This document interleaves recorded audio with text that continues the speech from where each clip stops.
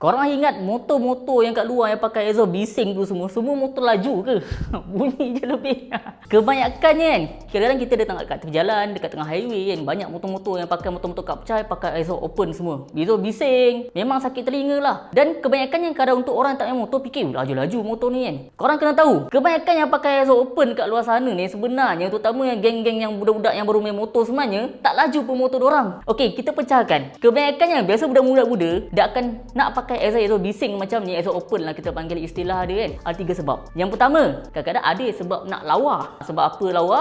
Sebab bentuk exhaust open tu pendek dan ke atas berbanding exhaust standard yang panjang, yang nampak old school, yang nampak buruk, seketul besar macam tu. So dia pakai untuk lawa. Yang kedua, ada yang pakai sebab nak nampak garang. Trend untuk pemotoran sekarang ni, makin kurus motor tu makin handsome. Sebab tu tayar besar jadi kecil, nak ringankan. Exhaust besar dia akan kecilkan, nak pendekkan. So nampak ranggi, nampak garang. Dan ada yang pakai exhaust open memang sebab kesesuaian, memang sebab enjin dia perlukan exhaust open. Tu untuk geng-geng modified lah. Tengok mana tu punya kesesuaian. Tapi yang jadi masalahnya, untuk budak-budak sekarang, motor-motor standard pun pakai exhaust open.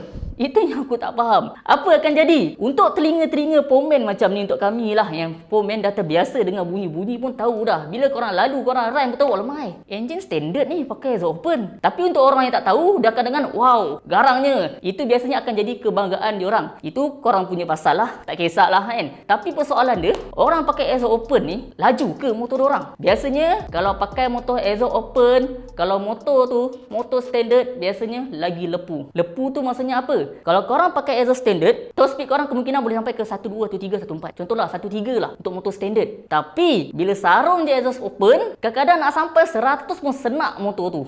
Susah, ketat, kita panggil istilah ketat kalau dalam istilah pemotoran. Tak boleh nak go. Sebab apa? Terlampau lawas exhaust open. Itu masalah dia. Melainkan korang punya enjin dah dimodified, tak pun motor korang memang sisi enjin dah besar, macam motor-motor yang dah sisi besar, tu memang perlukan exhaust macam tu. So lagi support power tu untuk keluar. So untuk korang-korang yang jenis geng-geng motor standard tapi pakai exhaust open ni, apa efek dia? First, motor korang biasanya akan lost power.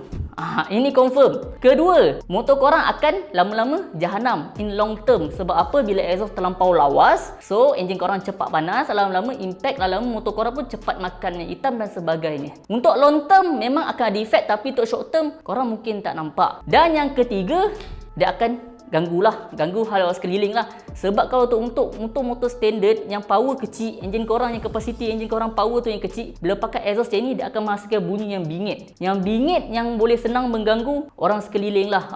Sebab tu macam aku pun dulu main motor, so aku tak nak menafikan benda-benda macam ni. Tapi nasihat untuk korang semua tu, berpada-pada lah sebenarnya. Untuk kita main motor ni kan, kita tahu kita main motor, terutama geng-geng muda, remaja, tengah grow up, dia ada satu sifat gairah, ingin mencuba benda-benda yang baru macam ni. So dia nak tunjuk kat kawan dia, motor tu paling gempak, paling bunyi kuat, paling dapat perhatian. Kalau dari segi set undang-undang pula, dibenarkan ke tak? Memang confirm memang tak dibenarkan. Sebab dia ada satu KPI, memang tahap bunyi tu memang kuat ni pun boleh. Sebab baru-baru ni, dulu waktu tahun bila yang ada operasi op exhaust betul, waktu ni masing-masing kelang kabut cari exhaust yang jadi cutting standard, yang jenis sempit back pressure untuk tukar balik. Masing-masing dia modified motor. So memang tak dibenarkan, tak lepas lah. Sebab apa? Faktor dia, faktor alam sekitar, faktor persekitaran, komplain dan macam-macam lah. Tapi nak cerita pasal exhaust open ni kan, yang sedihnya kalau kat Malaysia ni, sebab kita ada undang-undang, kadang-kadang motor-motor superbike sisi besar yang keluar daripada kilang datang kat Malaysia pun, bila ada operasi exhaust ni pun, dorang pun sangkut. Macam mana? Apatah lagi dengan korang yang kita-kita yang motor kapcai ni, yang beli exhaust open aftermarket, memang confirm akan lagi sangkut. So nasihat aku kau, berpada-padalah untuk segala benda yang kita buat. Main motor juga, tapi kita kena jaga juga hati orang sekeliling kita.